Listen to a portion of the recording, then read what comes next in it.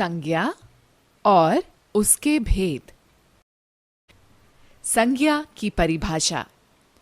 संज्ञा किसी व्यक्ति, वस्तु, प्राणी, भाव व स्थान के नाम को संज्ञा कहते हैं।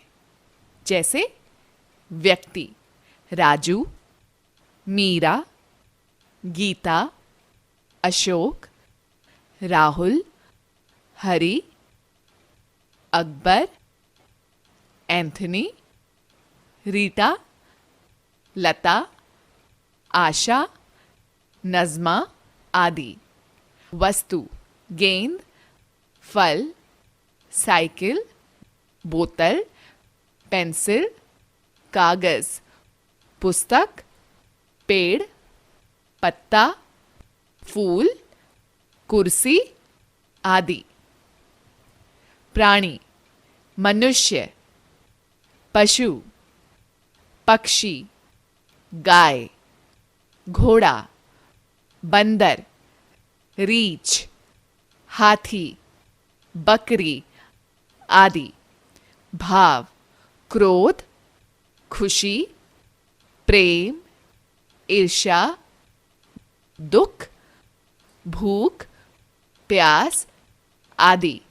स्थान दिल्ली, मुंबई, मद्रास, कलकत्ता, मथुरा, पंजाब, तमिलनाडु, हरियाणा, अमृतसर, केरल, उड़ीसा आदि।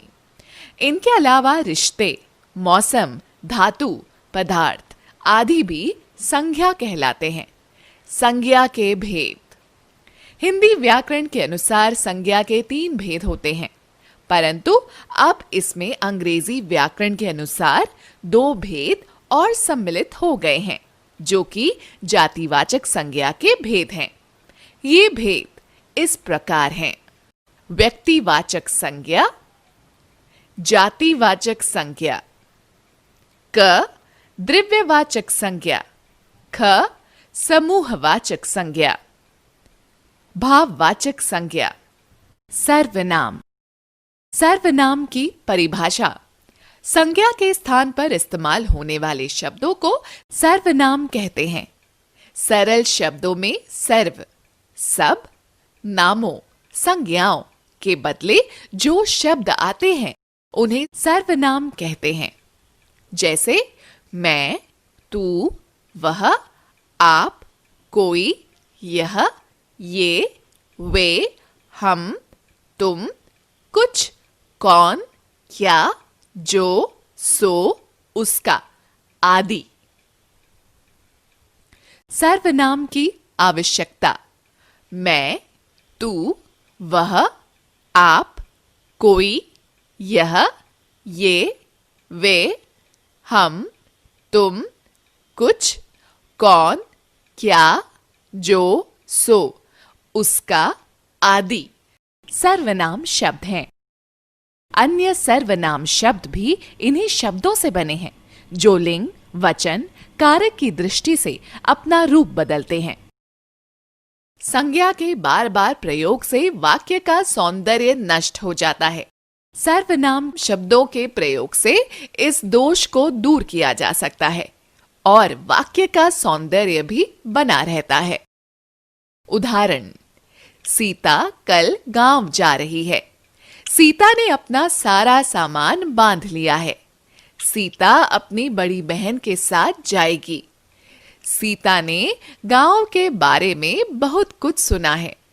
सीता का बहुत मन था गांव जाने का।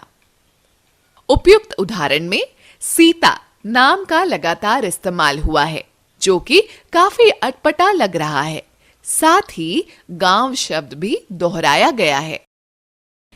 इन शब्दों के स्थान पर सर्वनाम शब्द का उपयोग कर सकते हैं जो सुनने और पढ़ने में सही लगेंगे। जैसे सीता कल गांव जा रही है।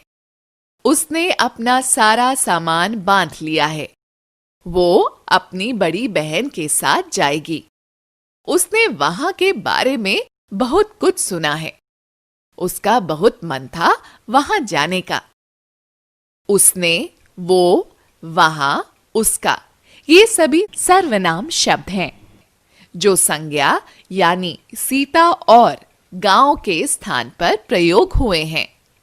दूसरा, सर्वनाम शब्दों के इस्तेमाल से हम आदर और अनादर के भाव को व्यक्त करते हैं। जैसे आप आदर के लिए प्रयोग होता है और तू अनादर के लिए। सर्वनाम शब्द आश्रित वाक्यों को प्रधान वाक्यों से जोड़ने का कार्य भी करते हैं। जैसे वह सुंदर नृत्य करती है, सो उसे उपहार दिया गया। यहां वह सुंदर नृत्य करती है को सो शब्द उसे उपहार दिया गया इस वाक्य से जोड़ने का कार्य कर रहा है।